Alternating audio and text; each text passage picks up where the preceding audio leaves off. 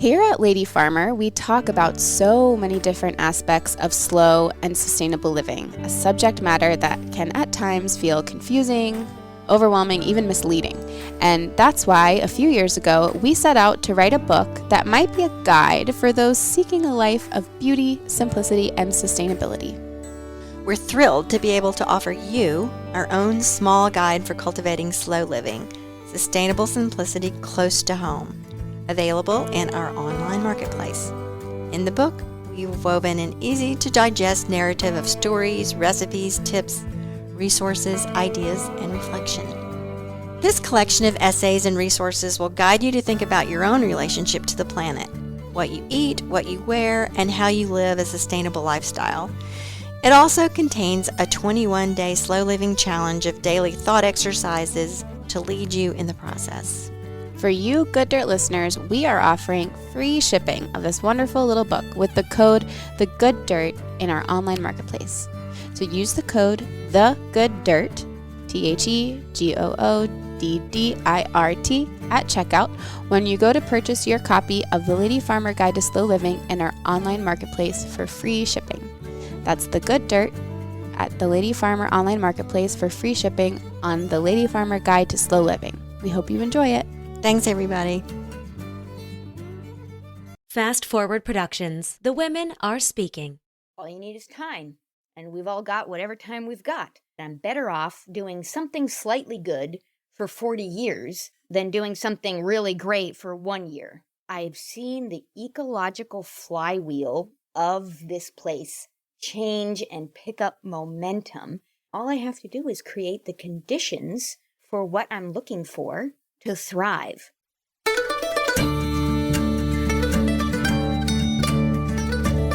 You're listening to the Good Dirt Podcast. This is a place where we dig into the nitty-gritty of sustainable living through food, fashion, and lifestyle. And we're your hosts, Mary and Emma Kingsley, the mother and daughter founder team of Lady Farmer. We're sowing seeds of slow living through our community platform, events, and online marketplace. We started this podcast as a means to share the wealth of information and quality conversations that we're having in our world as we dream up and deliver ways for each of us to live into the new paradigm, one that is regenerative, balanced, and whole. We want to put the microphone in front of the voices that need to be heard the most right now, the farmers, the dreamers, the designers, and the doers. So come cultivate a better world with us. We're so glad you're here. Now, let's dig in.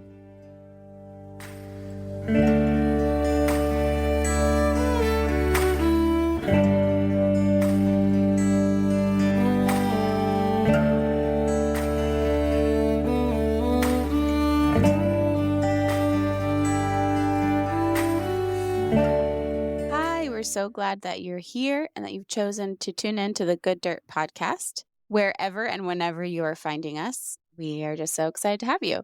This is a really fun episode. We are interviewing the dear Alexia Allen.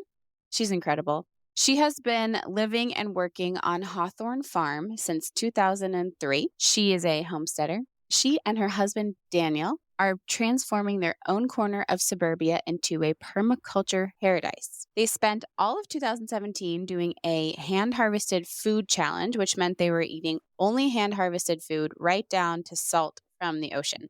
Daniel and Alexia are longtime educators with a passion for authentic earth-based skills. As Suburbia grew up around them, it made sense to share these skills with people eager to learn. With help from an amazing farm-ily, the small community of people that live and work together on the homestead, and a lively crew of program helpers, Hawthorne Farm has offered learning opportunities for the past 15 years. They value long-term relationships with the families they serve and strive to live their ideals of good food within walking distance for everyone. In this conversation with Alexia, we hear about the organic growth of their community, their experience with the hand-harvested food challenges, and the importance of fostering nature connection through personal grounding practices and educational programs. She also touches on the importance of maintaining a healthy balance between communal living and individual privacy, the significance of soil health, and the joy of integrating sustainable practices into daily life. Alexia is a delight and an inspiration, and we know you'll enjoy this one. So here's Alexia Allen from Hawthorne Farm in Woodinville, Washington.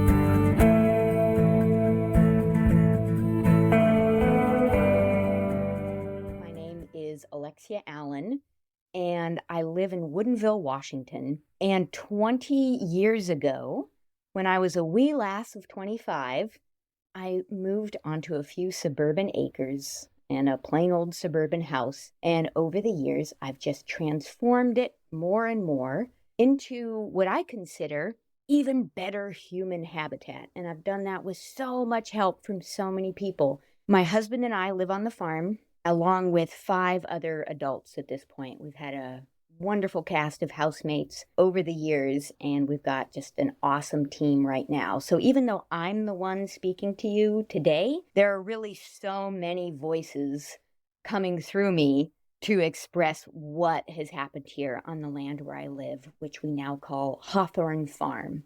Because if you are what you eat, I've been eating from this particular patch of land for enough years that most of me is actually made out of this place. That's so cool. Yeah, it's this depth of cellular belonging that I didn't even know existed in my upbringing.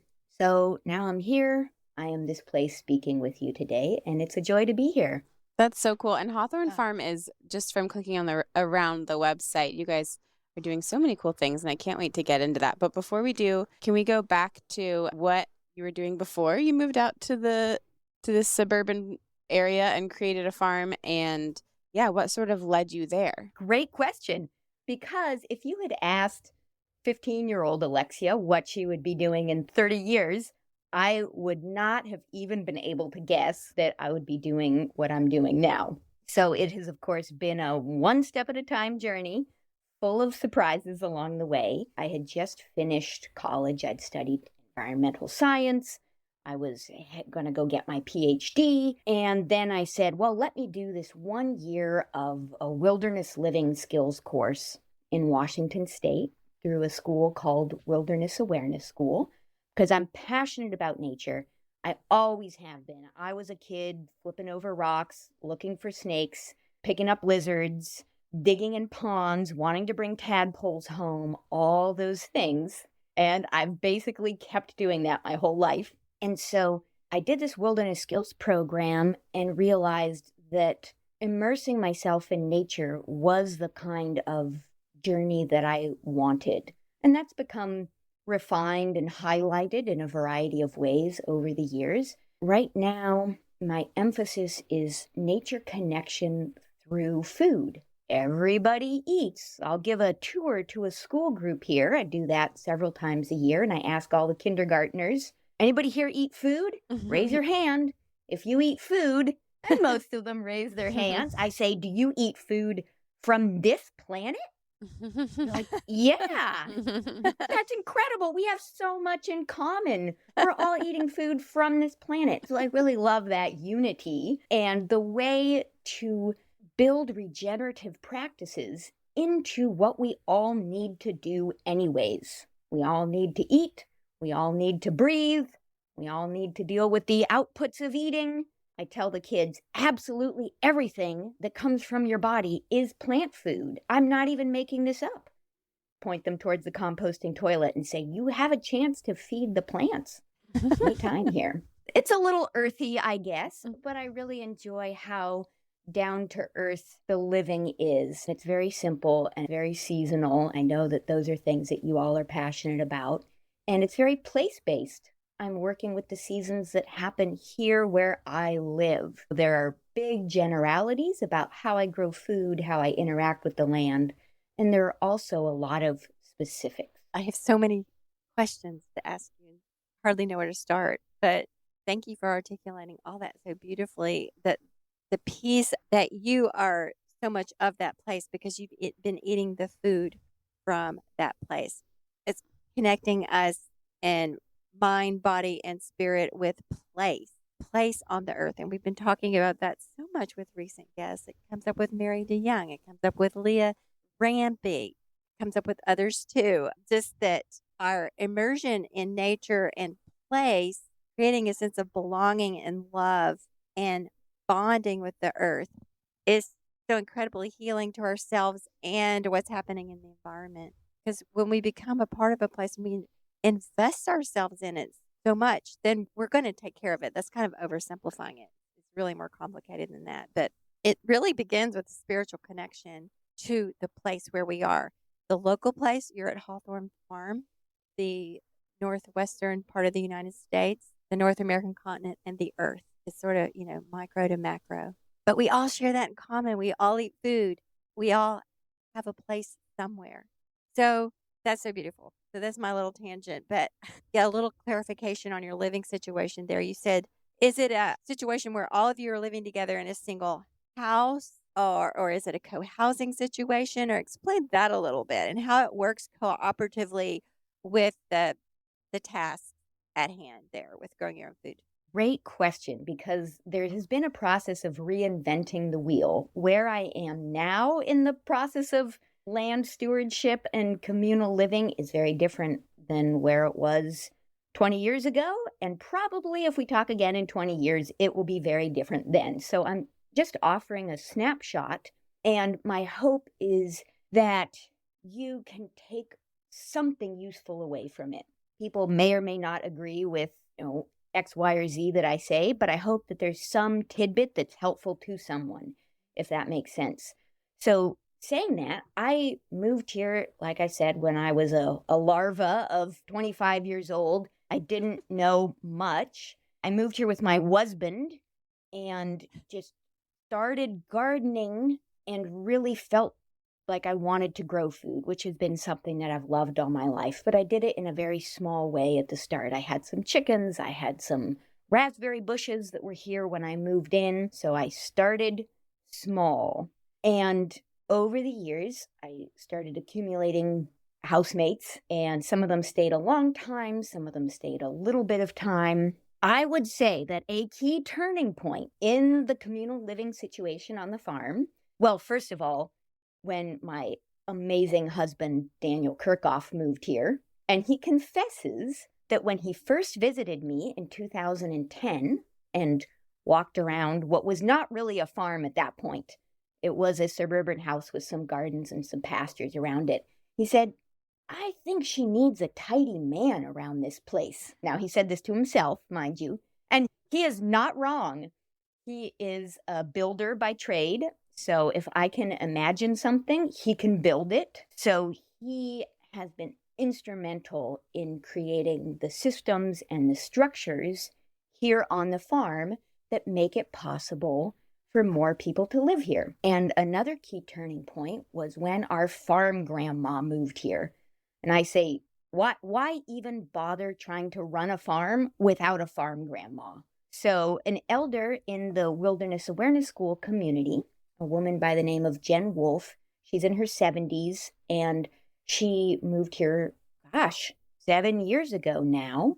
Before that, it had been a lot of young people living here who are amazing in their own way, but Jen would look at all these 20-something guys living on the farm and say, "Puppies." And I realized that having a diversity of people living here with different skills and gifts makes it work. Having a diversity of plants growing in the garden makes it work. Having a diversity of trees growing in the forest makes it work. So having a farm grandma who could just say, "Oh, I saw that the dish towels in the kitchen were dirty, so I washed them." Just having somebody tending those kinds of things that are learned through experience has made a huge difference here. And like I said, we have 7 adults living here. We've also had more multi-generational living over the years with kids living here. There are a number of kids in the neighborhood who come here, as well as our youth programs. So I feel that we're able to serve a variety of ages, and that is really part of what makes it work, trying to create a habitat that works for everybody. Amazing.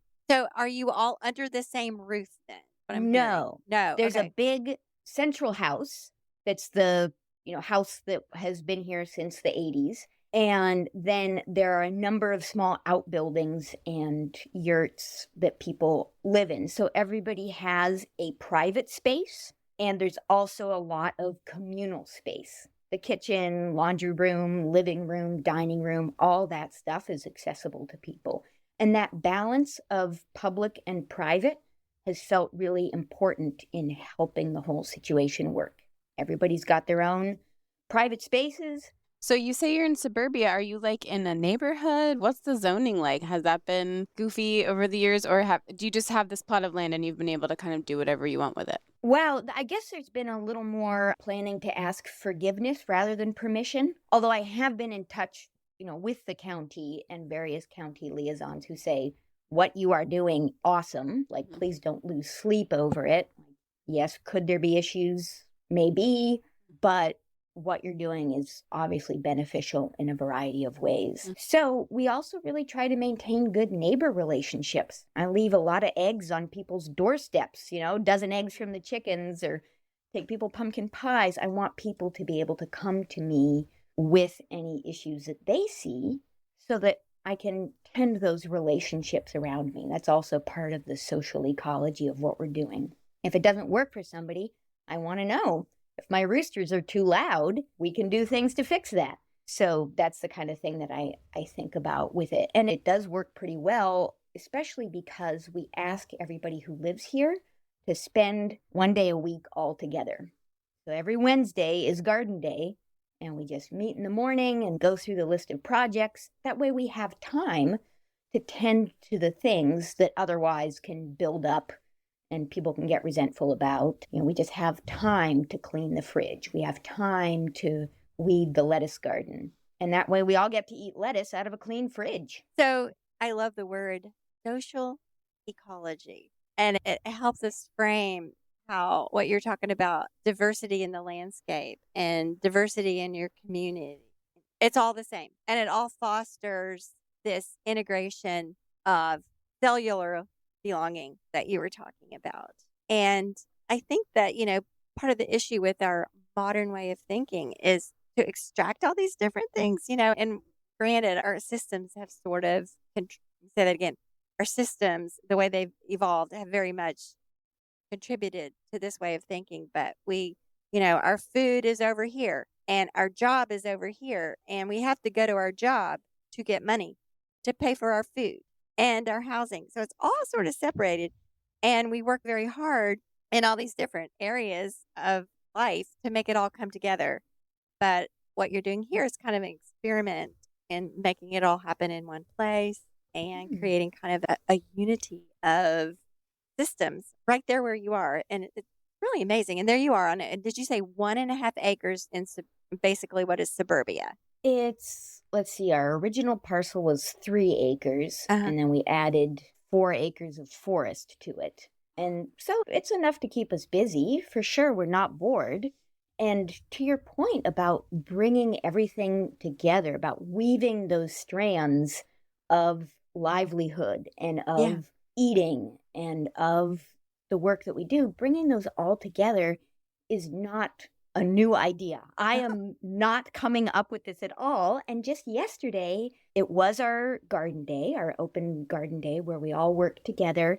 And a neighbor came down with her 5-month-old baby and her almost 3-year-old, and everybody could play together while we're hilling potatoes and harvesting garlic scapes. And the 10-year-old neighbor comes over to play with the 6-year-old friend who's sneaking up on all the grown-ups with his padded arrows and his little bow while we're working. And my neighbor with the 2 little kids said, "Thank you for making this place. Like, this is just a dream come true." And I said, "Well, thank you very much. And this is the historical norm for human beings, to be playing and working and many generations together. This is not new. It might be unusual in this modern context, but it's not new, and we can just relax into it and know that it's something that we can And that's do." why it feels so good We It's don't even tried know. and true. Yeah, we don't even know that it's something that we're missing. I guess some people might call this a commune. My dad sure does. He's like, what kind of nature commune you got going on there? I'm like, well, it is a lot of fun and I'm having a great time. So I'm not going to argue with having a good time. If someone asks you in your mind, is this a commune or does it differ from a commune somehow? Or I guess that's a loose term anyway. But how do you describe it to the rest of the world? One way that I often describe it is that I say, Daniel and I are the alpha pair of a wolf pack. We're a loose association of people with bonds formed over time. I'm not genetically related to anybody who lives here, but I care deeply about them. We just think of each other and look out for each other. And that's working out. I have a feeling of belonging to a human community as well as to a place. We call ourselves the farm-ily, as a way to encapsulate that feeling of, hey, do you need a ride to the airport? Hey, I'm making dinner tonight, or I'm stopping at the store. Does anybody need anything? That's the kind of communication and feeling that we aim to foster. And I really don't want to make anybody do anything or make anybody stay here. It really is just what's working best for people and how can we maintain communication about what is truly working for everybody. And to that end, we ask people who live here to have some kind of personal grounding practice so that they can really know what they need to do and just have clarity around that and what works well for them. Because I do believe that something can't be great for one person and terrible for somebody else. We really need to find the ways that work for everybody, human and beyond. A classic issue with the reason why a lot of these commune places end up not succeeding is related to money and the business around it. And that's usually the problem. So I wonder specifically, it seems like you have these educational programs on the farm, but is it also a business or does everyone living have a job outside? And this is something that comes up people ask us all the time. It's the greatest paradox. Like, living on a farm and farming and doing farming and being a farmer is like so financially unsustainable most of the time. So I'm interested in that side of it if you're willing to share. Absolutely. Those are key points. And there is a lot that I wish I had known earlier in this journey of knowing that I needed to homestead, knowing that I needed to grow my own food, and also asking myself, how do I make a respectable living out of this? Because, as you know, farming is so vastly underappreciated, and it took me a long time to even acknowledge that growing food was the right thing to do for me. That was just an internal bias that I just have to admit to. And I also want to say that I had a huge advantage because I basically inherited the family farm. Like, I was given money from my family so that I could put that into land, and that's what I chose to do with it. So I just want to say that right up front. Like, I wasn't starting from scratch in terms of land access. So that was a huge leg up for me. And right now, this farm has been a labor of love, for sure. This farm is where I chose to put my maternal energy, creating Hawthorne Farm and moving Hawthorne Farm along and being in touch with the land here. That is what I chose to do rather than nurture a human being from start to finish. So I've had that available energy for this project, and it's a little hard to come up with a balance sheet for your kid. So there have been a lot of blood, sweat, and tears over the years that I'm just like, okay, that's just part, that just comes with the territory of creating this entity. And now we do rent spaces on the farm, whether it's a campsite or whether it's a long-term living situation. And so people contribute cash and or time towards that. And so that's about half of the total money that comes into the business. I have an LLC, particular kind of business that's Hawthorne Farm, that is able to bring in those rents and that is able to bring in our program money. So people pay us to do youth programs. My husband and I are both career educators. We can't not teach. We can't not mentor people. And as we were getting Hawthorne Farm really going, we said, what is the most important crop we could possibly produce? Healthy, happy people. That's what we're actually growing here. I tried to do CSAs. I rented farmland in order to grow more produce. I looked into what it would take to sell squash at the farmer's market or specialty popcorn. None of those more agricultural options penciled out as a way to pay the property taxes and go to the dentist. The county was not going to accept zucchini for paying the property taxes. So we looked at our area and we said, well, what are the needs of our communities? We're surrounded by people in suburbia, and we could complain about that, or we could say that's a resource. There are a lot of young people who would love to pet a rabbit, who would love to take goats for a walk, who would love to pull up a carrot. We can share our place and our knowledge and our sense of being connected with those people. And so educational programs have just taken off, especially in the past 4 years when people said, I want my kid to get outside and do something meaningful. So we've been able to provide that, and we feel very lucky that we can. That's amazing. So everyone who lives on the farm, are they involved in the teaching programming stuff, or they pay you rent? Sorry for these specific questions. The people want to know, I mean, it makes sense that you're a teaching farm and that's your business model. I guess I'm curious, does that mean that if people live with you, they also sort of are part of the education business? Oh, that's just, let me serve you up a great big spoonful of it depends. Our farm grandma, Jen, was a public school teacher for many, many years. Does she come in and fill in at a program if we have an instructor, if I'm not feeling great one day? Yes, absolutely. Does she have to? No.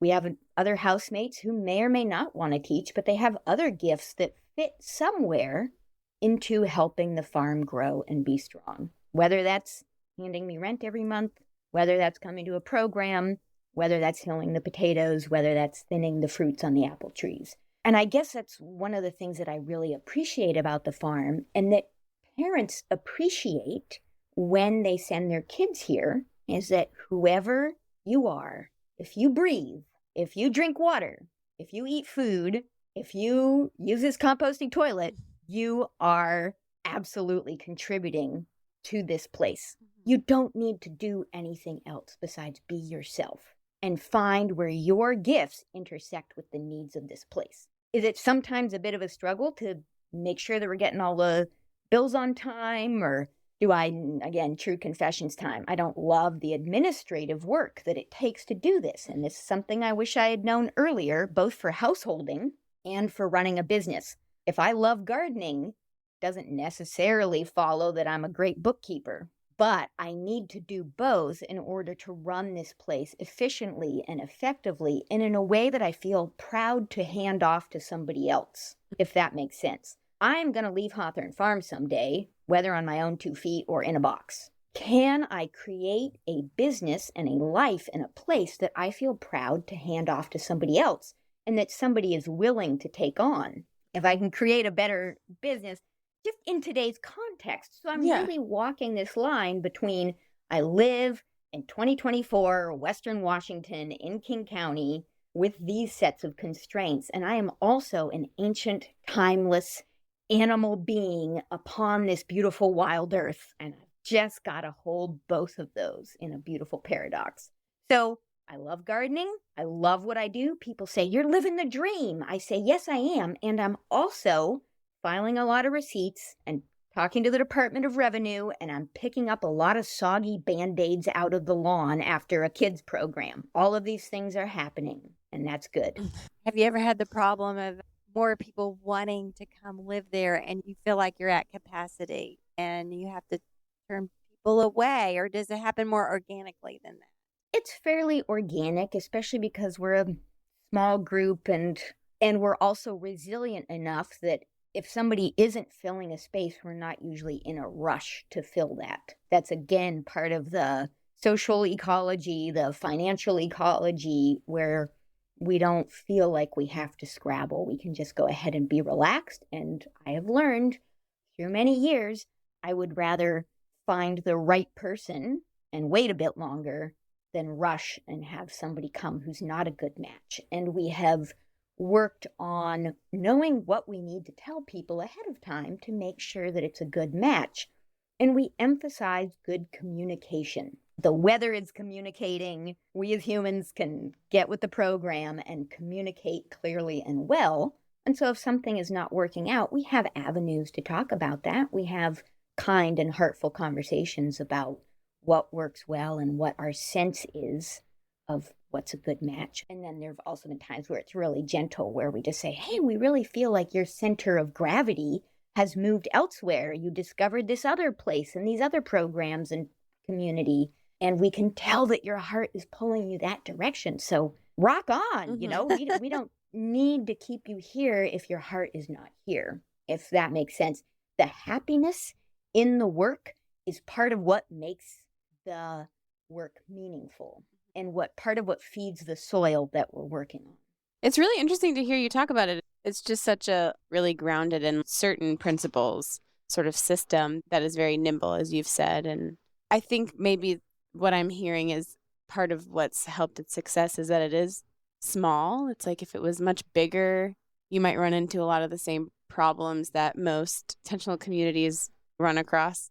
Intentional community is actually working.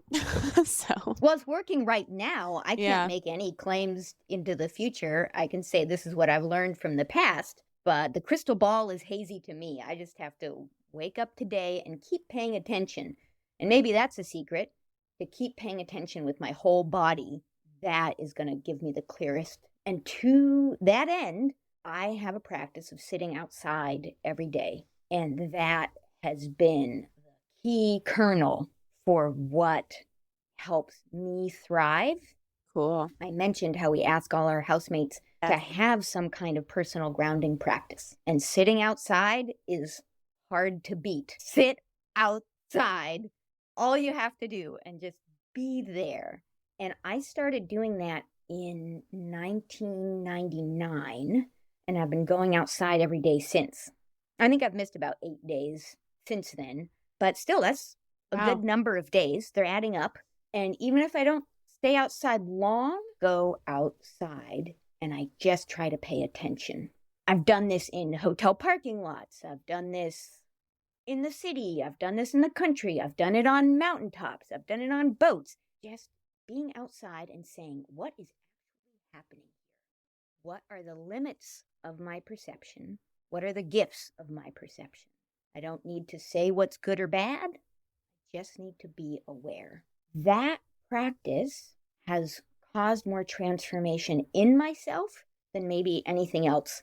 Of course, I've had a zillion amazing teachers, so many writers, so many people who have helped me along, and I stand on their shoulders to see what I'm seeing. But just being out and with myself and with a place and watching and experiencing, that's what's done the most to change my internal landscape and help me be clear about what I need to do next. So that's maybe my key recommendation. But what I can tell everybody is that taking a little time each day to just notice what's happening has been invaluable to me. That sounds so simple. It's actually difficult for a lot of people. We do this thing every year, the Slow Living Challenge. We provide prompts for a period of time. And one of them always is just do nothing for 5 minutes. And it's amazing what comes up when people actually do that.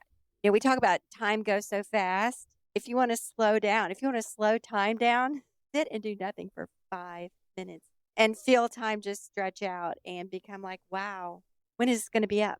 What am I supposed to be doing? What am I supposed to be thinking about? I could be putting stuff in the dryer. I could be putting stuff in the dryer. So Did I put that stuff in the dryer? Dang it, I didn't put it in the dryer. Oh, I do that all the time. Now it's going to smell weird. Thinking about what I could be doing. But you've cultivated, you've been doing it for 25 years now. And also what I love about this, it's not like, oh, I meditate for a half an hour, or I do yoga, I do restorative yoga, or I, do sun salutations every morning with the sunriser. It's nothing like that. It's you go outside. We were conversing with Paul Hawken of the Project Drawdown movement and a long time activist for environmental awareness and climate. So we asked him that question, like, wow, there's a lot going on. There are a lot of problems. And what can a person do? And he said, go outside. That was his response. It just sounds so simple. I would like to talk to you a little more about that. for someone that's listening and saying, well, I'm going to try that.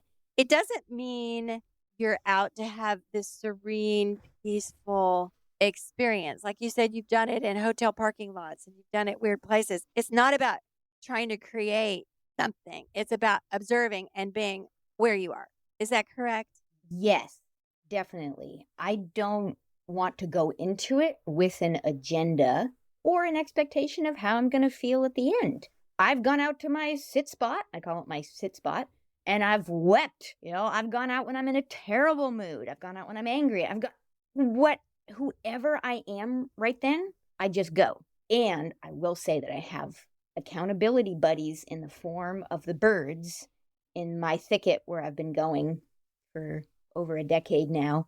And I bring out my little pinch of birdseed every day. And that is very motivating for me. I have seen my college roommate years ago. She would take her coffee and cigarette out to the porch and overlook front quad and sit there in her bathrobe, smoking her cigarette and drinking her coffee. And I saw with her that same feeling of, I have this routine, I make this time to observe. So whatever gets you out there, great. It really can be simple. And it's also been humbling for me to realize that my challenges with this practice are not external, they are internal.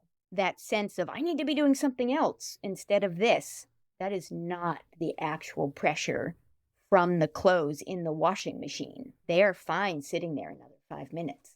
So I just want to say that yes, people, certainly including myself, find those challenges. And I got helpful mentoring at the start of me doing this practice when I first started out, and I was working with nature connection mentors who encouraged me to do it. And so I got a good momentum going and I could make it my own practice. I also realized that if I actually want to connect with nature, that's not a one-way street. If I go and I visit the same place every day, the squirrel there knows me. The sparrows there know who I am. And to be witnessed by the outside world also felt important and has expanded my sense of that world. The squirrels are seeing me, the birds are seeing me, the trees are seeing me, the clouds are seeing me, the moon is seeing me. And again, I can't make any claims about objective reality. I am one small human in a great big world. But when I feel connected to those aspects of the natural world, I feel more at home and happier and healthier. And I just love that feeling. Let me tell you about what it's like to drift to sleep on a 100% natural wool pillow sourced from regenerative farms, wrapped in a lovingly handmade organic cotton pillowcase. Oh wait, I can't. I think it's just something you're going to have to try for yourself. Holy Lamb Organics is proud to carry on a centuries-old tradition of making beautiful textile products by hand. Combining heritage methods with pristine natural and organic materials and sustainable business practices, they bring a dedication to healthy living and the environment. Everything Holy Lamb does reflects their devotion to the planet and its inhabitants. From their supply chain to their manufacturing processes to their facilities management, nothing happens without considering the environmental impact. Most importantly, they're also dedicated to fair labor practices, secure working conditions, diversity, and inclusion. From the farm to the mill to their partner manufacturers, everyone shares the same high ideals of a safe, respectful workplace and environmentally conscious methods. Making good products enables them to do good work. Every time we order something from Holy Lamb Organics, we're proud to support a small town, made in America company. You can find Holy Lamb Organics in the Lady Farmer Marketplace. For additional marketplace discounts, you can join the Almanac, our member-supported community platform. Find Holy Lamb Organics products including pillows, sheets, natural wool comforters, and more in the bedding section of the Lady Farmer Marketplace at www.ladyfarmer.com.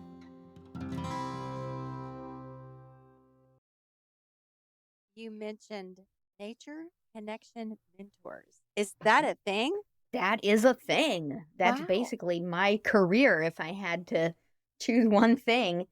And I turned 18 at my first wilderness survival class in 1996. For whatever reason, there I was. Actually, it's because I was reading ElfQuest comic books about these elves that live in the forest, and I just wanted to be an elf. So I found a wilderness survival class to help me be an elf. Off I went. I just fell in love with being there, with this sense of belonging to the earth. This was what I had been looking for all my life.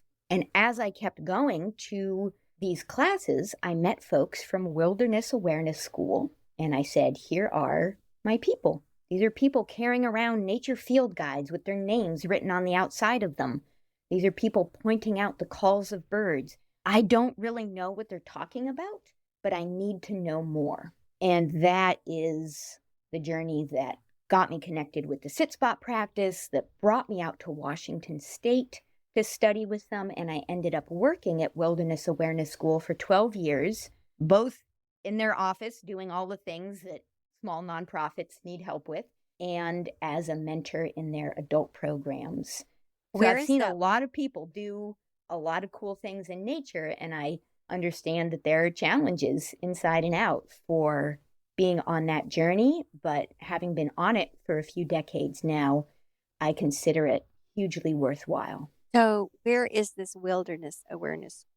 It is in Duval, Washington, about 8 miles away from where I live now. I moved to this area in order to study with them and then stayed on to work with them. I would love to hear about the food challenge because it seems completely bananas to me, but also very cool. Actually, there were no bananas involved. I know, no bananas, I bet. Hand-harvested food challenge.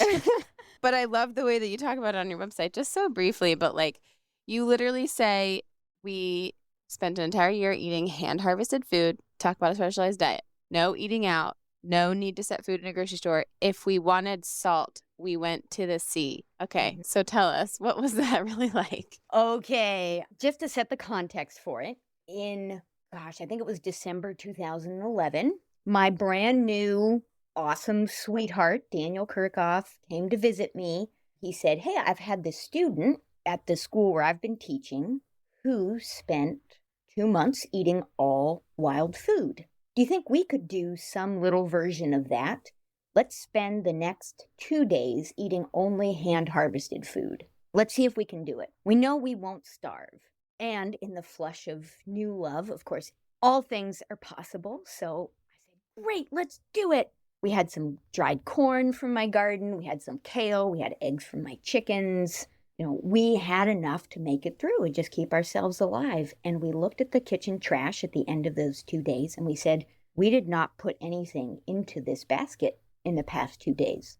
That's kind of cool. And my husband, being the visionary guy he is, said, what if we do an entire year? Not right now. Let's prepare and make sure that we're ready and then do an entire year. He was living in Idaho at the time, so we had this long distance relationship, and we would travel back and forth across the Cascades with our groovy hand-harvested food items. He would bring elk from Idaho, and I would bring squash from my farm. And when we were together, we just spent more time doing this. And when he moved here in 2014, we really could ramp things up because we were both in the same place, figuring out how to eat hand-harvested food. So we'd do 1 week a month of hand-harvested food. And then the next year we would do 2 weeks a month. And then we would try 2 months at a time.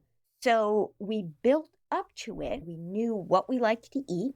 We knew how to grow it. We knew how to store it. And by 2017, at the stroke of midnight on December 31st, 2016, we said no more food that has had any money involved in it. Mostly. There's certainly exceptions. We're not going to eat anything where money has changed hands. We're not going to go to any stores. If people want to harvest food and give it to us, awesome. But they can't be getting food out of a dumpster and giving it to us. They've got to be getting it right from the earth. And that was an absolutely delicious year. We even got married during that year and grew our own hand-harvested feast. The fun of raising chickens and planting an extra big patch of sweet corn so that our September wedding could be this beautiful expression of our love for each other and our place. That just really struck a chord. And what do you know? Our friends and relatives were thrilled to harvest and share food with us. A friend in Hawaii is sending macadamia nuts, and friends who go to California bring us home a suitcase of lemons that were our only lemons for the whole year. That kind of thing just made it so special because, big shocker, people like to share food. We would not have survived as a species without doing this. This is one of the cornerstones of being a human being. I guess you also figured out a lot about storing too, right? And preserving. Oh my gosh. Yes. And at our latitude, I realized that we just coast on one summer's sunlight. We live pretty far north. We have a big long stretch of the winter where the day length is less than 10 hours, which means that plants don't grow. So I've got to figure out how to grow my garden sensibly so that we can harvest the food that we need to keep us healthy. I want to be able to go out and pick a fresh salad every day of the year. And I can in my climate using a whole variety of techniques. And that's great. To realize what helps keep me healthy has been a big part of this journey too. And our hand harvested food challenge year was phenomenal. At the end of it, we thought, well, we want to keep growing our own food. We spent enough hours evaporating buckets of seawater. We still continue a lot of the practices, like we tap the maple trees in our forest to make our own maple syrup. Even though this area isn't known for that, you can do it, and it works, and it's delicious. And it helps give me food that has a story to it, which to me has become part of the nourishment. So now, when you're not adhering to the confines of this challenge, what is the normal rhythm? Do you have any animals on the farm, or do you have a meat source? I heard you say you eat elk, so I know you're not vegetarian. And you have chickens. So what is the norm for you right now, the non-challenge norm? Well, about 80% of our calories come from what we grow. And by our, I mean myself and my husband and other people on the farm share a lot of the food too, but we don't hold anybody else to the challenge. And we're not on it per se now because one of the difficulties was how socially awkward it was to have to turn down food. We thought we're just going to relax on the strictness of the challenge, but still grow most of our own food for the entire year. So I grow a mix of dry goods, things like dry corn and beans, potatoes, beets, storage crops like that. My husband makes about 50 gallons of sauerkraut every year from homegrown vegetables. We also have rabbits for meat, chickens for primarily eggs, but we get meat as a byproduct as well. And then I also have dairy goats. So it is simple, but it's abundant. And I know that it can keep me healthy and thriving. And I really like the problem-solving aspects of how do I feed myself from this landscape at this latitude every day. Do you ever go to a store for anything? Oh, totally. Yeah, at this point, I cannot grow chocolate.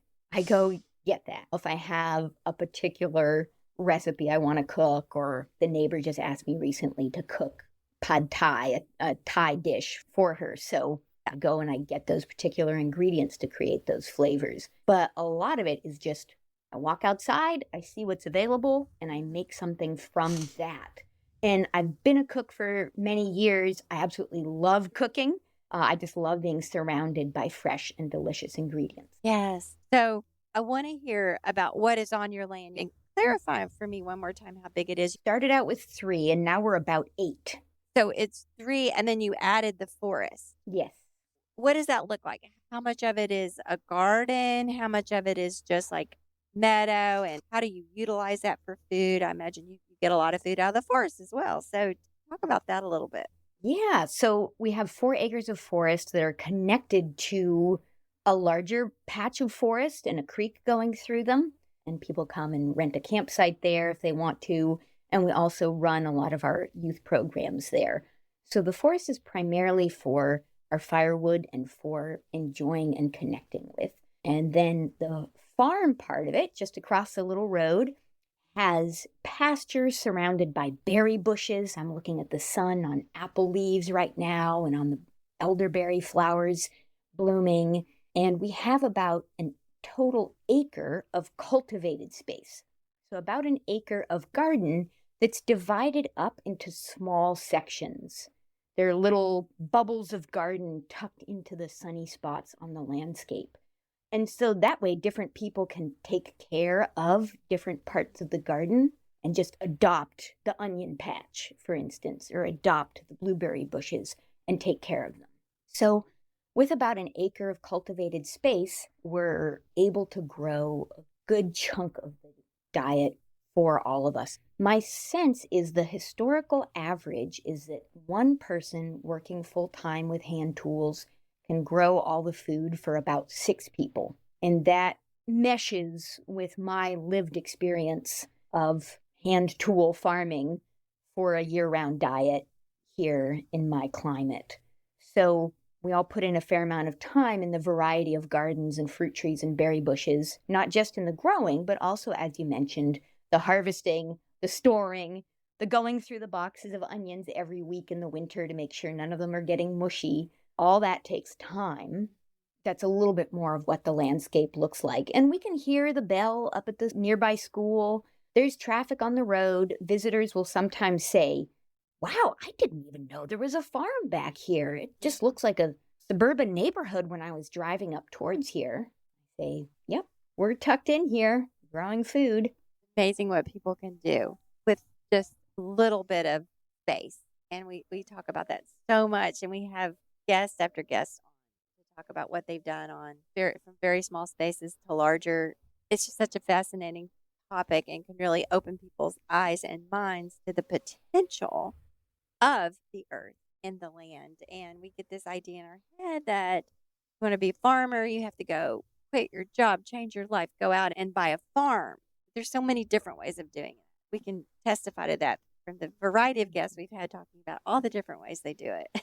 Oh, so many ways. You need very little space, and all you need is time. And we've all got whatever time we've got.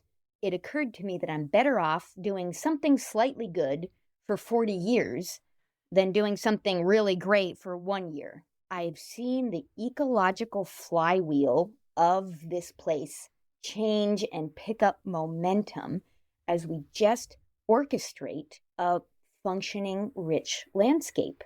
I am an orchestrator. I cannot build a carrot. No matter how much you pay me, I could not build a chicken. However, those creatures are functioning in their own right, and all I have to do is create the conditions for what I'm looking for to thrive. And then I just get to enjoy it and kind of skim off what I need to nourish myself and give back in the ways that I can. And I hope it's not too earthy to mention, but in case this helps anybody else with land stewardship anywhere, having our composting toilets has been one of the key pieces of closing the loop of nutrients on our farm. And just being able to say, wow, I see that my own body processes are actually nourishing to the place I live. And that is kind of a relief, so to speak. Yeah. Fun. Wow, I can really contribute to the place where I live without having to do anything all that special. Mm-hmm. That's wonderful. It reminds me of we went to visit a nearby food forest. It's been a few years back. They were talking about this and said, while you're here, please go pee on the compost pile, please. Please help us out. Yes. Mm-hmm. I thought that was great. Shifts the thinking on that.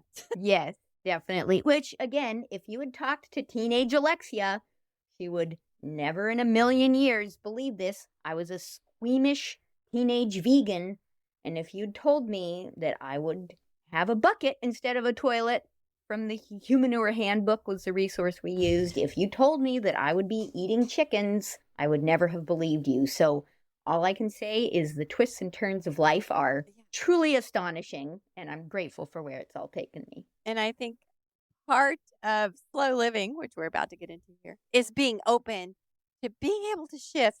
It's all about shift, isn't it? I mean, if we just stay in the lane that we're in, the lane that most of the world is traveling in is not going to a very good place. while it's not up to each individual to try to live completely without plastic, because the plastic's still being produced everywhere, and we can try the best we can, but we're going to drive ourselves crazy with trying to be perfect with things like that.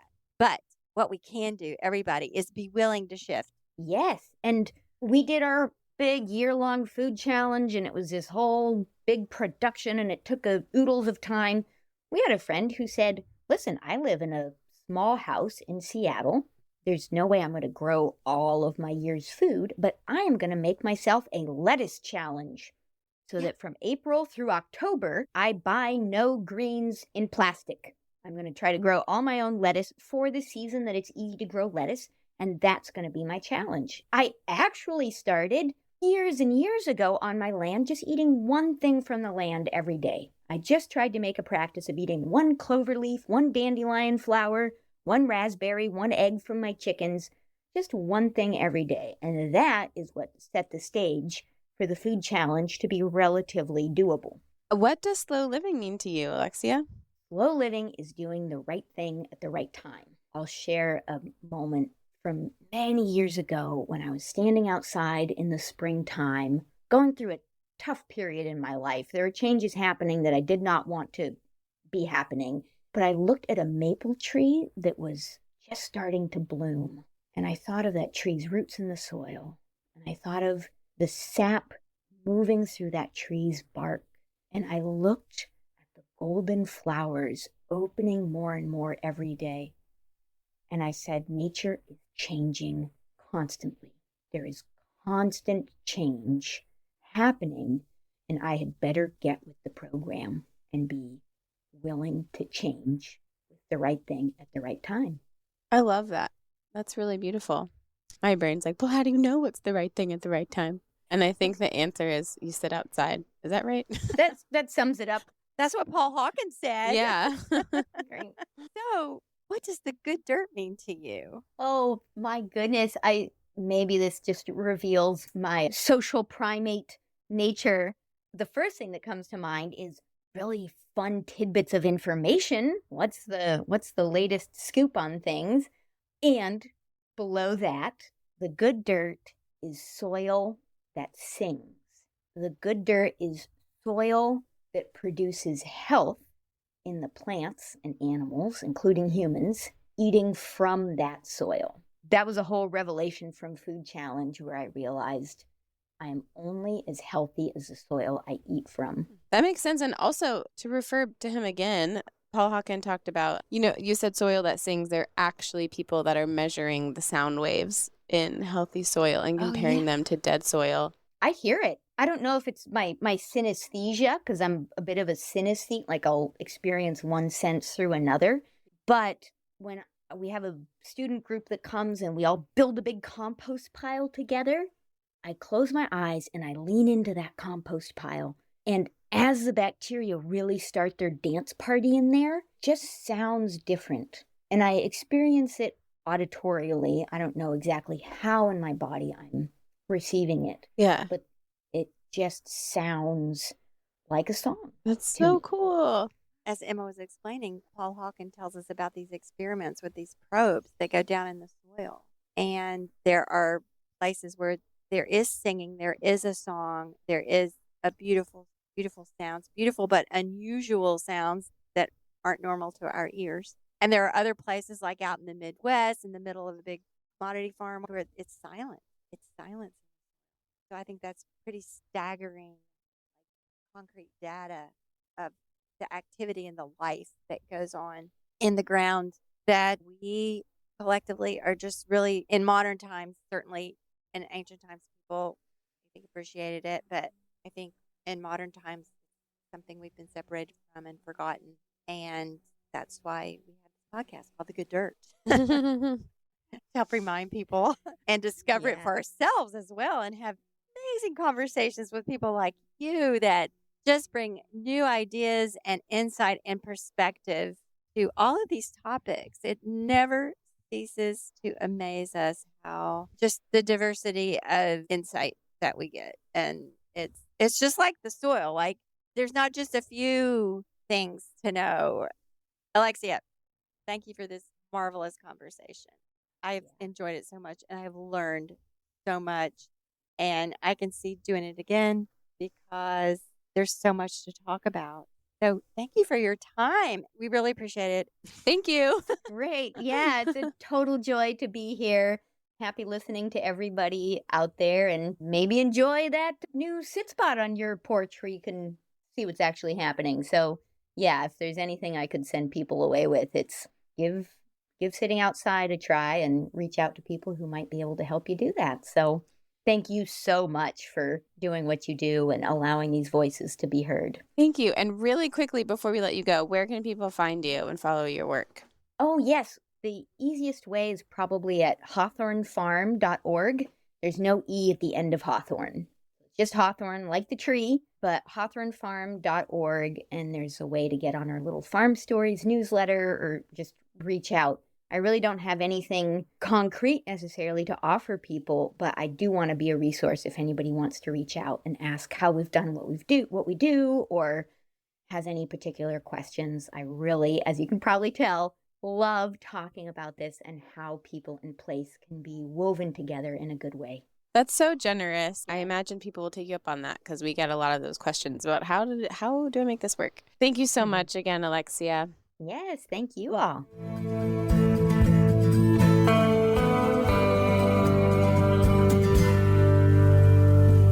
Thank you for tuning in, calling in, and spreading the good dirt. We love hearing from you. You can reach our listener voicemail at 443-459-1950. That's 443-459-1950. You can find this number in our show notes and in our Instagram profile. This show is produced by Lady Farmer, a slow living lifestyle community, and the original music is composed and performed by John Kingsley.